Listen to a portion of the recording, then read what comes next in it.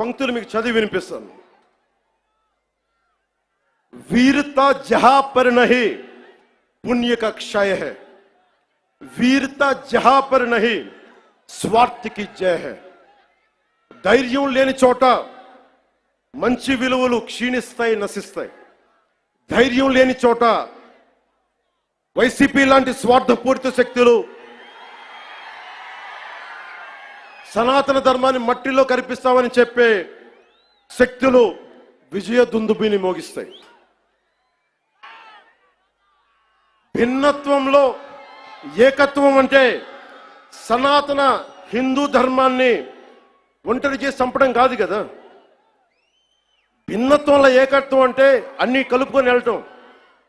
విజయనగర సామ్రాజ్యం రాజులు ఆ రోజున అరబ్ దేశాల నుంచి వచ్చిన అశ్వక వర్తకులకి మాకు ప్రార్థన చేసుకోవడానికి నమాజ్కి మస్జిద్ లేదంటే మస్జిద్ కట్టించింది. సనాతన ధర్మం దాని గొప్పతనం. పోర్చుగీస్ వ్యాపారస్తులకి మా క్రిస్టియానిటీకి చర్చిలు లేవంటే చర్చిలు కట్టించారు. ఆ రోజు ఎవరు ఎదుర్కోలా. అలాంటి సనాతన ధర్మాన్ని మట్టిలో కలిపేస్తాం, మస్ చేస్తామంటే అలాంటి వాళ్ళందరూ కూడా చెప్తున్నాం, మేము చేతులు కట్టుకొని కూర్చోలా. గుర్తుపెట్టుకో.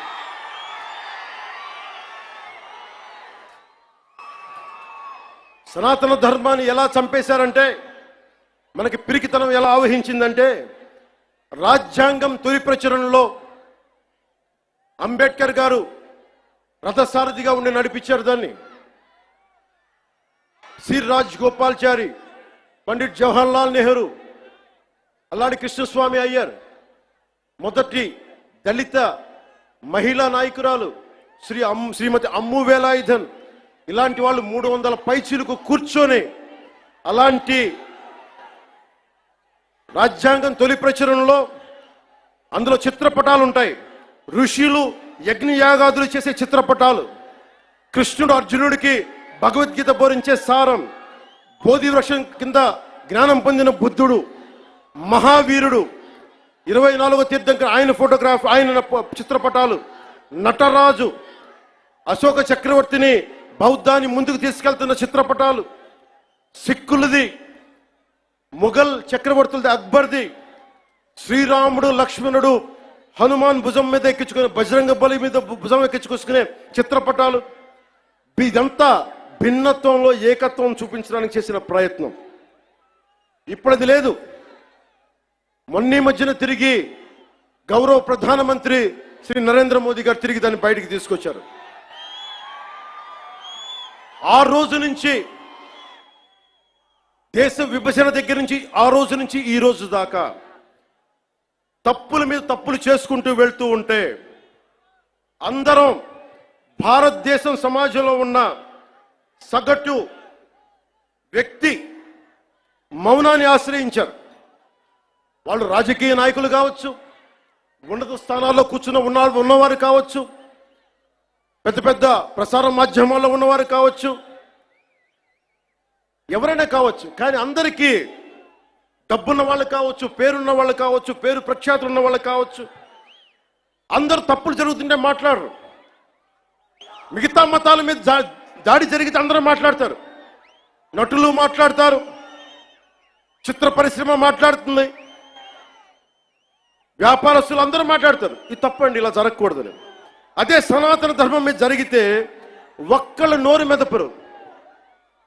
If there is an attack on Sanatana Dharma, this so-called big wigs of in every way, every area, in every domain, they want to be politically right. Let me tell you, I hate to be politically right. I prefer speaking truth.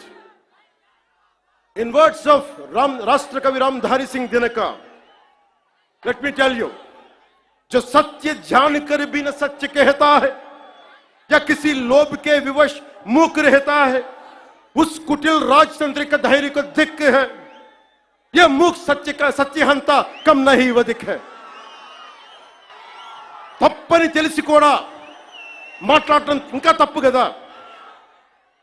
The hottest places in the hell,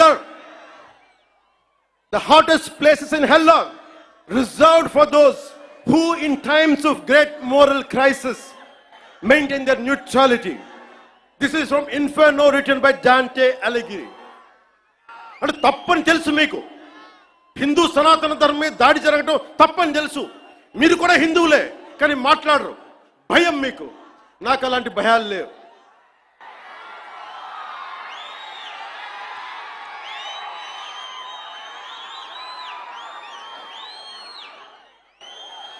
తప్పు జరుగుతుంటే ఎంతకాలం ఊరుకుంటాం?